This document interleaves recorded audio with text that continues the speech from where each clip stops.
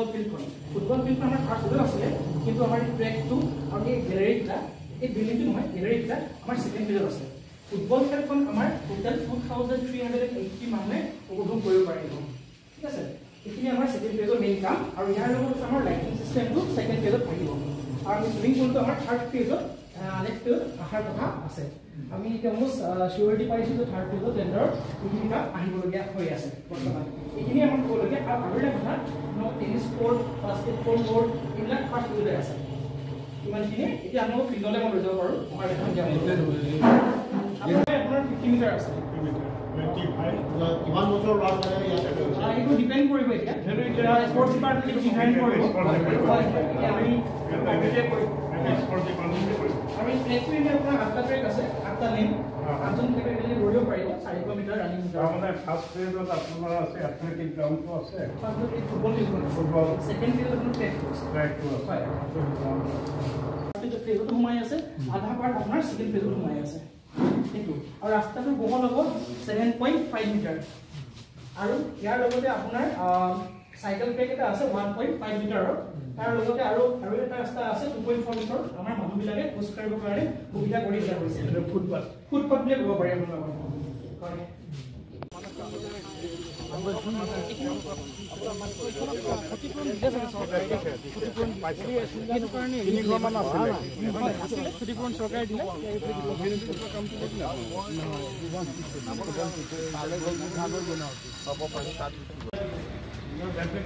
Table tennis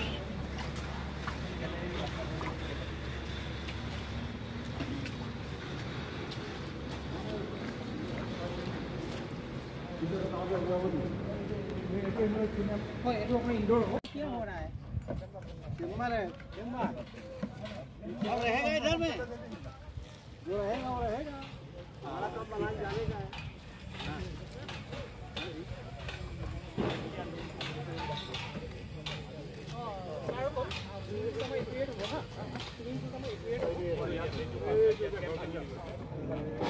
किमान foot दीघल हम 25 by 50 metre 800 foot से 5 by 50 मीटर 55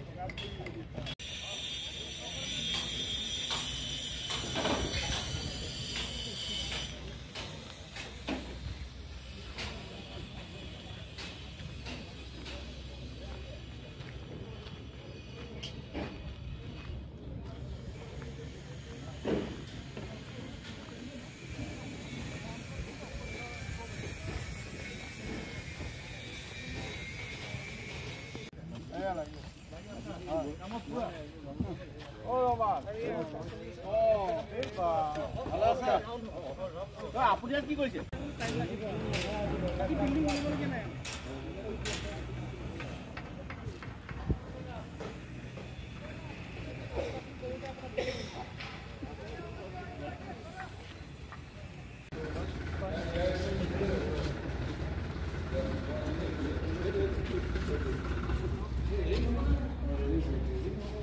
Pegou.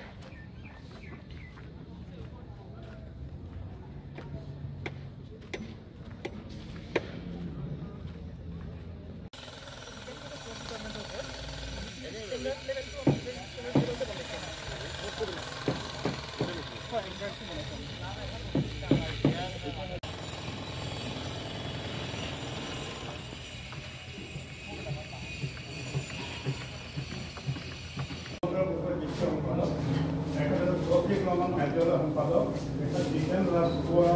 তেখেত এডভাইজাৰ মাখন শ্ৰেণীৰ সভাপতি আৰু সাধাৰণ সম্পাদক সজাগ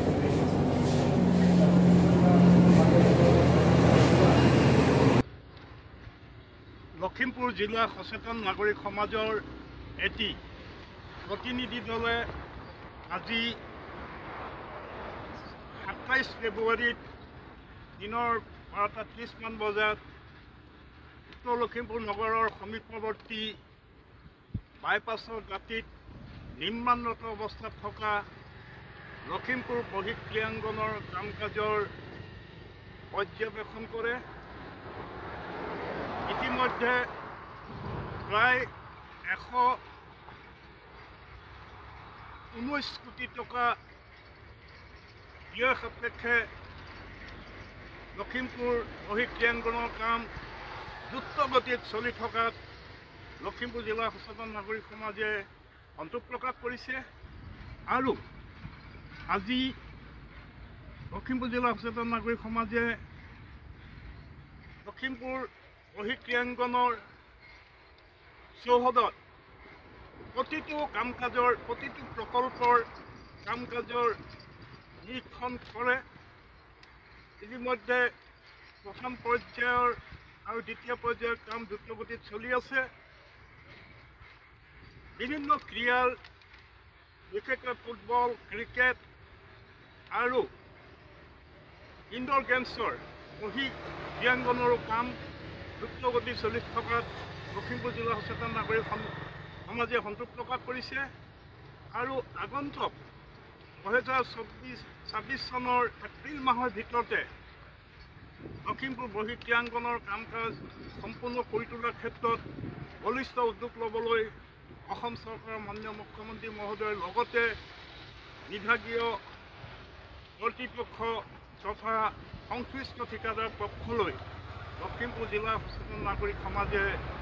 আহ্বান জনাইছে। ধন্যবাদ।